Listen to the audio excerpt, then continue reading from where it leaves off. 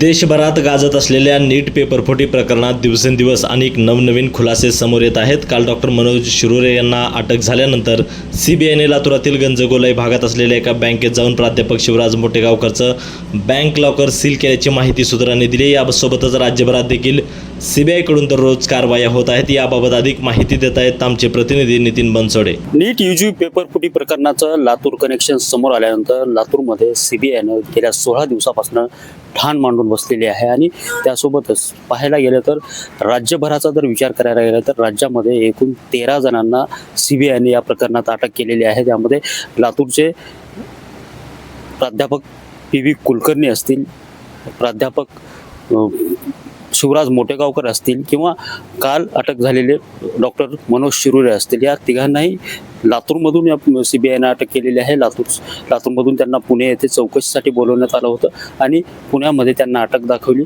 सध्या प्राध्यापक शिवराज मोटेगावकर याची जी सीबीआय कोठडी होती ती संपलेली आहे. मात्र आता सीबीआय कोठडीनंतर त्यांना पुन्हा 10 दिवसाची न्यायालयीन कोठडी जी आहे ती न्यायालयाने सुनावलेली आहे आणि सध्या प्राध्यापक शिवराज मोटेगावकर जे आहेत ते न्यायालयीन कोठडीमध्ये आहेत आणि या दरम्यानच्या काळामध्ये डॉक्टर मनोज शिरुरेला अटक केल्यानंतर पुन्हा सीबीआयने ॲक्टिव्ह मोडवर पुन्हा तपासणी सुरू केली. त्यामध्ये प्राध्यापक शिवराज मोटेगावकरचं गंजगोलाई येथील बँकेमध्ये एक लॉकर असल्याचं त्यांना समजल्यानंतर त्यांनी ते लॉकर जे आहे ते सील केलेलं आहे. त्या लॉकरमध्ये नेमकं काय आहे, मोबाईल डेटा आहे, सोनं आहे, पैसे आहेत किंवा नीटचे पेपर आहेत, फुटलेले जे पेपर आहेत, असा संशय जो आहे तो सीबीआयला आहे. आणि त्यानंतर सीबीआयच्या वतीनं मोटेगावकरांचा मुलगा जो आहे त्याला आता प्रमुख साक्षीदार बनवण्याची तयारी जी आहे, प्रक्रिया सध्या सीबीआयच्या वतीनं सुरू आहे. एकंदरीतच या प्रकरणी जर पाहायला गेलं तर लातूरमध्ये एकूण जवळपास 5 डॉक्टरांची या ठिकाणी चौकशी झाली होती, 7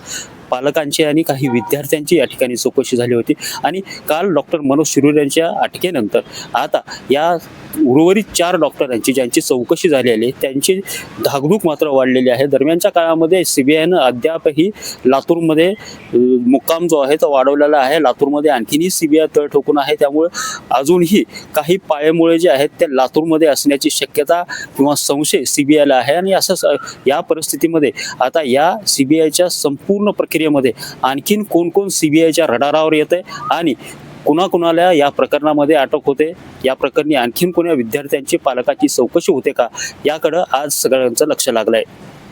कॅमेरामॅन सुनील गवळीसह नितीन बनसोडे, एकमत डिजिटल, लातूर.